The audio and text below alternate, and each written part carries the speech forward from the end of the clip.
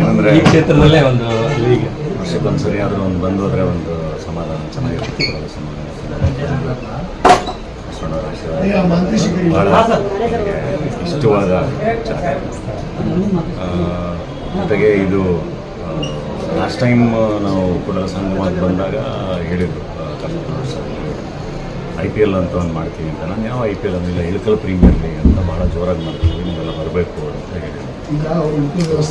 Invite ಮಾಡಿದ್ರು.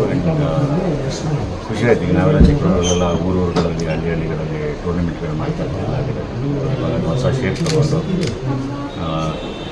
35 days ನಡೆಯುತ್ತಂತೆ ಇಡೀ tournament league. So ಭಾಳ ಚೆನ್ನಾಗಿರುತ್ತೆ. ಸ್ಪೋರ್ಟ್ಸ್ ಆವಾಗಲೂ ಎಲ್ಲರನ್ನು ಒಟ್ಟುಗೂಡಿಸುತ್ತೆ. ಸೊ ಎಲ್ಲರ ಮಧ್ಯದಲ್ಲಿ ಮೆರವಣಿಗೆ ಎಲ್ಲ ಐ ಥಿಂಕ್ ಅವ್ರಿಗೆ ಚೆನ್ನಾಗಿರುತ್ತೆ. ನಮಗೆ ಮೆರವಣಿಗೆ ಅಂದರೆ ಈವೆಂಟ್ಸ್ ಇದೆಲ್ಲ ಓಕೆ. ಮೆರವಣಿಗೆ ಅಂತಂದಾಗ ಅಂದರೆ ಫ್ಯಾನ್ಸ್ ಇರ್ತಾರಲ್ಲ, ಸ್ವಲ್ಪ ಹೊತ್ತು ಮಾತಾಡಿಸಿ ಅಟೆಂಡ್ ಮಾಡೋಕ್ಕೆ ಸರಿ. ತುಂಬ ಜಾಸ್ತಿ ದೂರ ಆದಾಗ ಅಂದರೆ ಪಾಪ ಜೊತೆಗೆ ಅವರೆಲ್ಲ ಟ್ರಾವೆಲ್ ಮಾಡ್ತಿರ್ತಾರಲ್ಲ. ಸರ್, ರಥಗಳಿಗೆಲ್ಲ ಬಾಳೆ ನೋಡಿದ್ದಾರೆ. ಇವತ್ತು ತಾವು ಮೆರವಣಿಗೆಯಲ್ಲಿ ತಮಗೂ ಕೂಡ ಫ್ಯಾನ್ಸ್ ಬಾಳೆ ನೆಸ್ತಿರೋದು ಪ್ರೀತಿಯಿಂದ ಕೊಡ್ತಾರೆ. ಅದರ ಮೇಲೆ ದಾಂಡಾಲಿ ಅಂತ ಕೊಟ್ಟರು.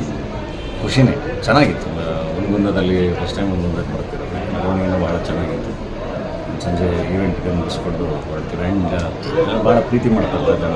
ಉತ್ತರ ಕರ್ನಾಟಕದ ಅಭಿಮಾನಿಗಳು ವಿಶೇಷವಾದಂಥ ಪ್ರೀತಿ ಮಾಡ್ತಾರೆ. ಸೊ ಹಾಗಾಗಿ ಈ ಥರದ ಈವೆಂಟ್ಸ್ ಬಂದಾಗ ಅದು ಖುಷಿನೇ.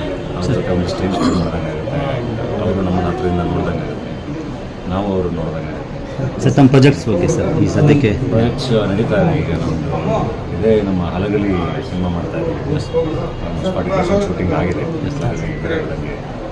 ಅಲ್ಲಿ ಸ್ಪಾಟಿಗೆ ಹಲಗಲಿ ಅಂದರೆ ಇಲ್ಲೇ ಸ್ಪಾಟಲ್ಲಿ ಏನಾದರೂ ಶೂಟಿಂಗ್ ನಡೆಯುವಂಥದ್ದು ಏನಾದರೂ ಇದೆಯಾ ಸರ್? ಜಿಲ್ಲೆಯಲ್ಲೇ ಬರುತ್ತೆ.